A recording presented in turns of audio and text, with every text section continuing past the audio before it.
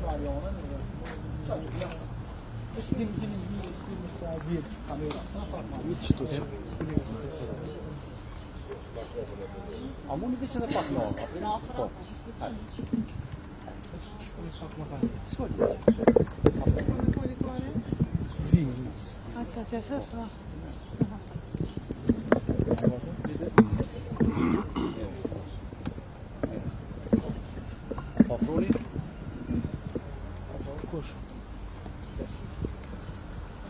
A do më vendos? Vazhdojmë. Të nderuar media, të dashur qytetarë, sot jemi këtu para qeverisë së Republikës së Kosovës për një arsye të qartë, për ta mbrojtur rendin kushtetues, institucionet e shtetit dhe demokracinë tonë. Ne nuk jemi këtu kundër shtetit, përkundrazi, jemi këtu sepse ky shtet është i yni, është ndërtuar me shumë mend, me shumë sakrificë dhe me shumë shpresë. Dhe pikërisht sepse besojmë në të, nuk mund të heshtim kur parimet mbi të cilat është ndërtuar vihen në pikpyetje. Kosova është republikë parlamentare, askush nuk është mbi kushtetutën, asnjë individ, asnjë parti politike dhe asnjë pushtet nuk mund të vendoset vetëm mbi ligjin.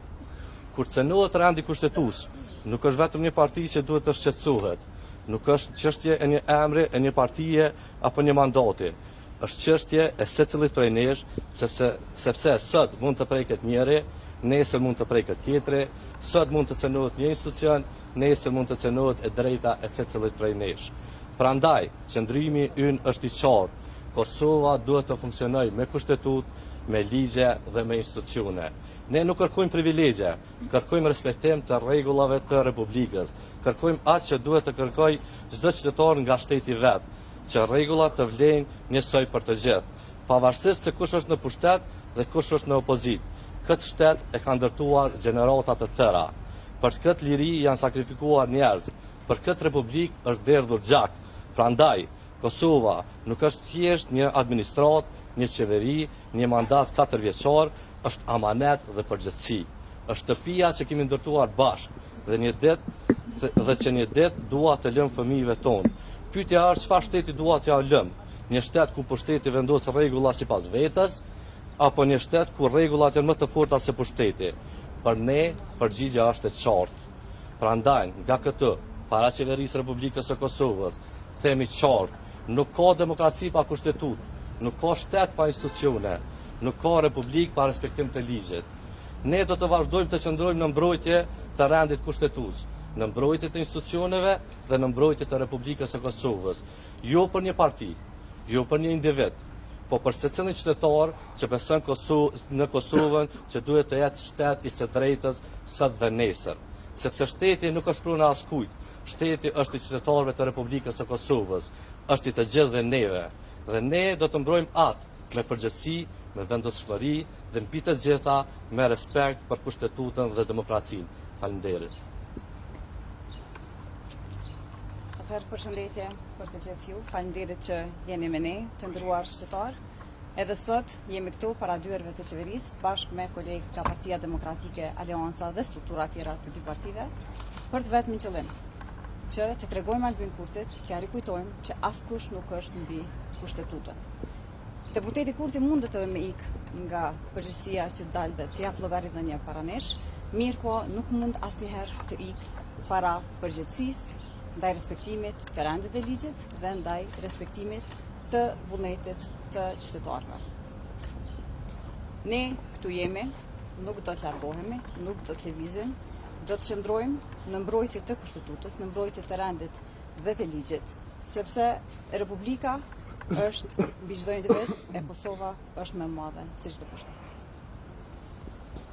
Jemi para objektit të qeverisë, në fundit si objekti i qeverisë, si ai i kuvendit janë vetëm objekte, por në fakt kërkojnë që të marrin përgjegjësi njerëz që kanë marrë obligime nga zgjedhjet e fundit, njerëz që kanë marrë obligime dhe nuk e çojnë mesazhin në vend, duke marrë përgjegjësitë e veta, sikurse është deputeti Kurti që ka uzurpuar pozitën e kryeministrit, duke qenë njëkohësisht deputet bashkë me varësitë e tij, ka uzurpuar institucionin edhe të kuvendit, pra si institucion më të lartë ligjvendës, duke bllokuar jetën e qytetarit që nga niveli lokal, pra duke keq përdor buxhetin duke ngulfat zhvillimin e bizneset po mbyllen çdo ditë dhe mesazhin që po e përçon tek qytetari thjesht është që ky vend po shkon çdo ditë duke u bë jeta më vështirë për të jetuar për shkak se një njeriu ju ka tek që të bllokoj institucionet në vend. Prandaj nga këtu thrasim edhe një herë. E ja merr përgjegjësinë për çka ti ke marrë besimin e qytetarëve duke dalë partia e parë. Por mosmarrja e përgjegjësive dhe tentimi për të bllokuar gjithçka në këtë vend është një mesazh i qartë që durimi po i vjen fundi dhe qytetarët po e përçojnë mesazhin kudo që po shkojmë që ne nuk mundemi dhe nuk duhet të jetojmë në një vend duke qenë në një depresion të thellë nga se jeta e qytetarëve në secilin institucion është bërë vërtet një klim negative dhe askush prej tyre nuk është me vullnet sot në cilën do detyrë krejt për shkak të një individi si që është pra deputeti Kurti. Pra edhe njëherë e thrasim, merr përgjegjësitë, t'jesh i guximshëm për të marrë detyrat në vend, mos keq përdor buxhetin ashtu siç ai din më së miri pra për vitet e tona keq përdor buxhet duke dërguar në Serbi. Pra keni pa edhe mesazhet e fundit, ne edhe njëherë e thrasim, merr përgjegjësitë, zhblloko institucionet, eja dhe përballu me ligjvendësit, pa përballu me opozitën dhe secilin deputet, në fundit ne kemi detyrat tona që kërkojmë përgjegjësi për të monitoruar qeverinë. Pra, duhet kesh guxim, duhet dish, por unë mendoj që këta njerëz janë të padijshëm dhe të paguximshëm.